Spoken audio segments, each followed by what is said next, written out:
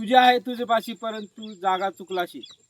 जशी ही संतउक्ती आहे त्याचप्रमाणे आता ज्या ठिकाणी आपण उभे आहोत या परिसरात पाठीमागं जे दिसतंय डोक्यावरती दिसतंय की इथं कारल्याचे वेल आहेत, बरेचसे कारले पण आहेत.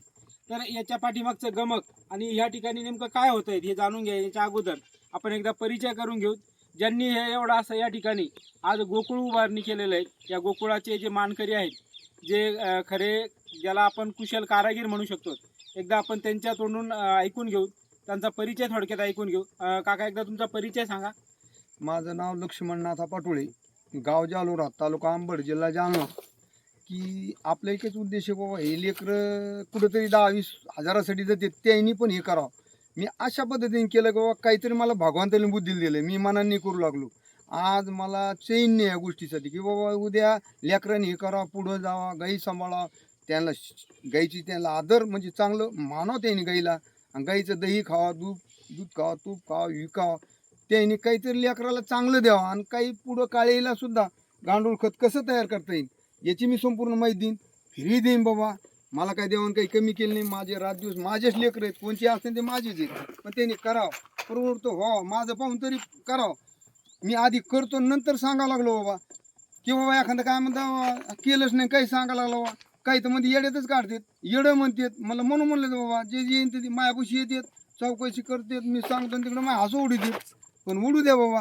मी म्हणतो आपल्या देत ह्याचे ते करू, आपले शेतकरी चांगले बनवू, माझेच लेकरं म्हणून त्याला चांगलं शिकू, काहीतरी करावं. त्यांनी 20-25 हजारासाठी कुंकड जाऊ नये, आईवडिलाची सेवा करा, बहिणीची करा, भावाची करा, जनतेसोबत चांगलं राहा, खरंच बोला, खोटं बोलू नये. कोणी खोटं बोलण्यात कधीच भलं होत नाही हे समजायलाच माहिती आहे. आठवण करून देतो अजून काही पुढची पिढी, आईवडिलाला काय व्यसनमुक्त व्हावं त्यांनी, आणि काहीच खाऊ नये, पुडी नाही खावा, बिडी नाही खावा, सिगरेट नाही वाढावं, आणि चांगल्या माध्यमातून चांगलं काम करावं, शिकावं त्यांनी.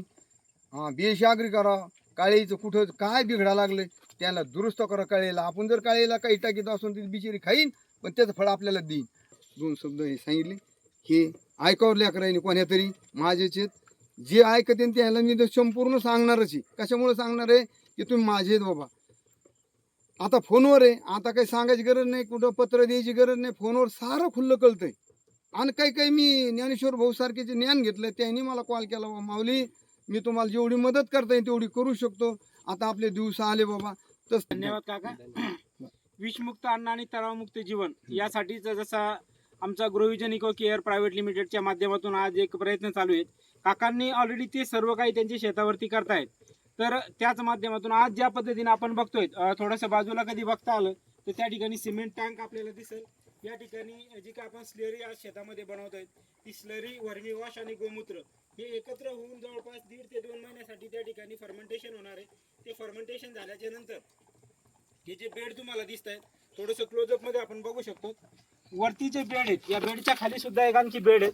या ठिकाणी आपण शेण टाकलेलं होतं खाली, आणि तो काही आपल्या शेतातील किंवा गोठ्यातील जो काडी कचरा म्हणतो आपण चारा दिल्यानंतर तो खाली टाकलेला आहे. म्हणजे खाली एक बेड आहे, त्याच्यावरती दुसरा एक बेड आहे. या ठिकाणी सुद्धा आपल्याला 2 बेड बघता येत असेल.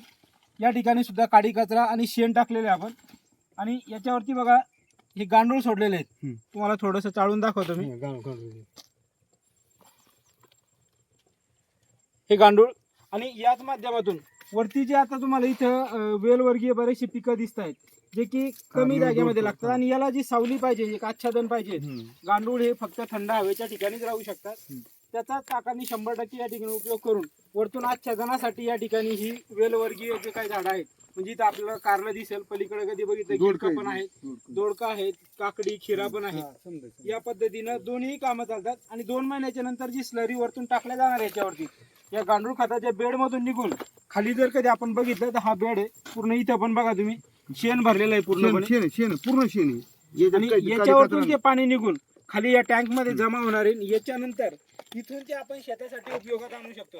म्हणजे ज्या पद्धतीनं NPKच नाही तर 100% 16 सूक्ष्म अन्नद्रव्याची जी गरज आज प्रत्येक पिकासाठी असते, ही गरज भागवण्यासाठी एकदम 100% प्युअर असलेलं या ठिकाणून लिक्विड स्वरूपातलं जे काही आपण वर्मी वॉश म्हणू शकतो ते काकाच्या माध्यमातून उद्या चालून महिनाभराने 2 महिन्याने या ठिकाणी सर्व शेतीसाठी उपलब्ध होणार आहे. आणि त्या माध्यमातून विषमुक्त अन्न आणि तणावमुक्त जीवन ही जी संकल्पना घेऊन आज सगळेच कार्यरत आहेत. तर 100% त्या दिशेनं काकांचा प्रवास चालू आहे. त्या प्रवासासाठी काकांना खूप खूप शुभेच्छा. आम्ही तुमच्या सोबत असू. सर्व शेतकरी बांधवांसाठी एक उदाहरण आणि एक ऋषी कृषी पंढरी ज्याला आपण म्हणतो, ती ऋषी कृषीची पंढरी या ठिकाणी तुम्ही निर्माण केली. त्याबद्दल सर्व शेतकरी बांधवांच्या वतीनं तुमचं मनपूर्वक असं अभिनंदन आणि तुमच्या या कार्याला खूप खूप शुभेच्छा. धन्यवाद.